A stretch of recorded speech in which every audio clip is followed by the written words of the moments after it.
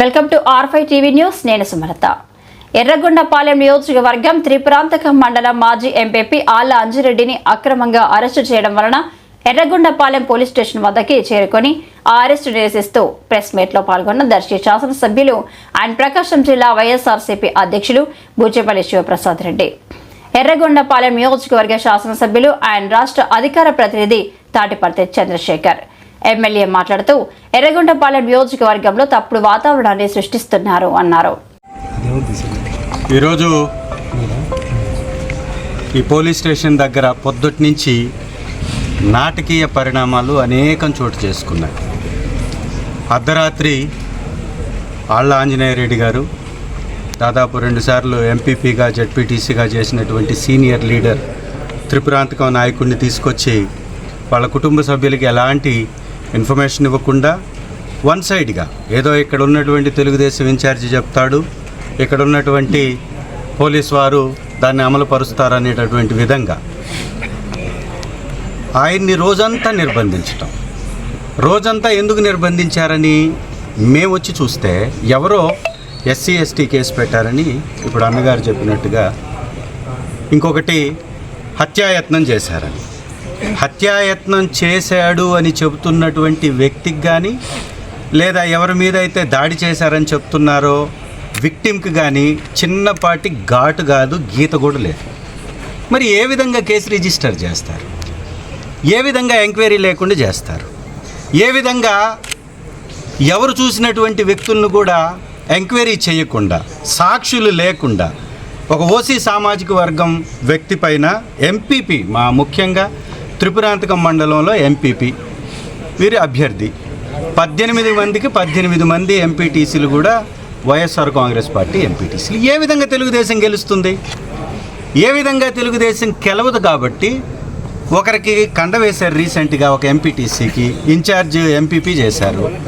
అదే కొనసాగించుకోవాలి అంటే ఎవరిని కూడా ఎలక్షన్స్కి రాకుండా వారిని భయభ్రాంతులకు గురి చేయాలి.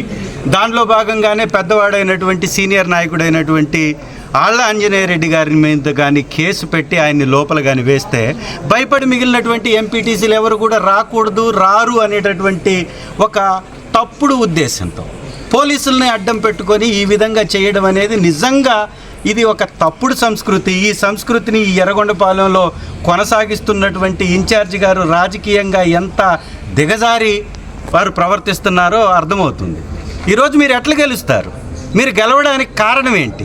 మీకు ఎవడన్నా ఒక్క ఎంపీటీసీ ఉన్నాడా? ఒకవేళ మీరు ఉన్నటువంటి వాడిని లాక్కోవాలి అని అనుకుంటే ఈ ఎలక్షన్స్ ఎందుకు? ఈ అడ్డగోలు పంచాయతీలు ఏంటి? ఇట్లా కుటుంబాలను నడి రోడ్డు మీదకి ఈడ్చి ఈ గందరగోళం సృష్టించడం ఏంటి? రాజకీయం అంటే ఇదేనా? ఈ విధంగానే మోసం చేస్తూ ప్రజల్ని మీరు కాలాన్ని గడిపేస్తారా?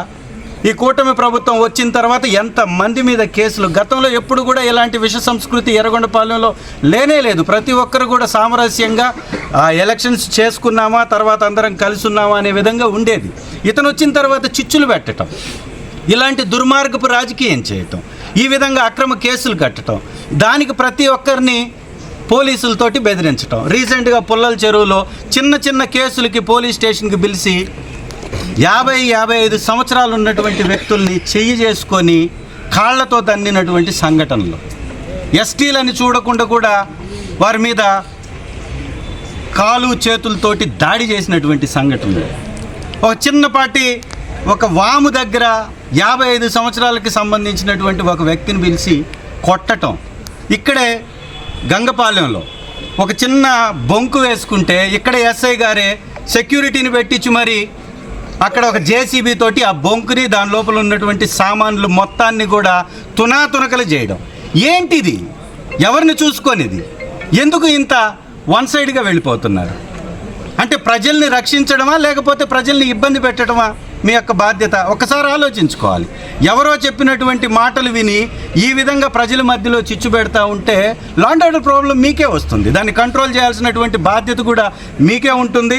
ఆళ్ల ఆంజనేయరెడ్డి గారికి జరిగినటువంటి ఈ యొక్క సంఘటనని వైఎస్ఆర్ కాంగ్రెస్ పార్టీ తరఫున తీవ్రంగా ఖండిస్తున్నాం. ఆ కుటుంబానికి అండగా ఉంటాం.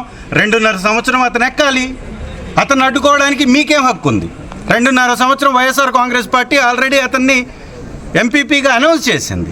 18 మంది ఎలక్షన్స్లో పార్టిసిపేట్ చేస్తారు, ఇష్టం ఉన్నటువంటి వాళ్ళకి ఓటేసుకుంటారు. ఈ దుర్మార్గం ఏంటి?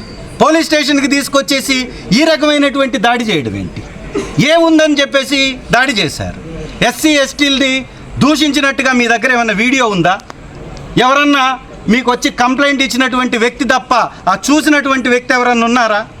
ఏమీ లేకుండా అడ్డగోలుగా కేసులు కట్టడం, అడ్డగోలుగా బెదిరించటం, దీన్ని తీవ్రంగా ఖండిస్తూ ఇక్కడికి వచ్చినటువంటి మా అధ్యక్షుల వర్యులు, ఈ జిల్లా అధ్యక్షులు బూచేపల్లి శివన్న గారికి కూడా హృదయపూర్వక ధన్యవాదాలు తెలియజేసుకుంటున్నా.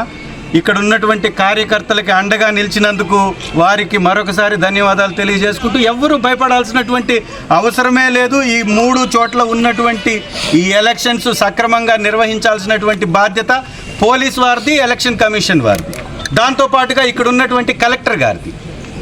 ఇవన్నీ కూడా వారు సక్రమంగా చేస్తే ఇలాంటి సంఘటనలు పునరావృతం కానే కావని మంచి సెక్యూరిటీ మధ్య ఈ 27వ తారీఖు వరకు ఎంపీటీసీల మీద ఎవరెవరైతే వారిని ఫోర్స్ చేస్తున్నారో వారి మీద కూడా నిఘా పెట్టి వారిని ఫ్రీగా స్వతంత్రంగా వెళ్ళి ఓటు వేసుకునేటటువంటి మంచి వాతావరణాన్ని పోలీసు వారు కల్పించవలసిందిగా ఎస్పీ గారిని కూడా రిక్వెస్ట్ చేస్తూ సెలవు తీసుకుంటున్నాను. Thank you.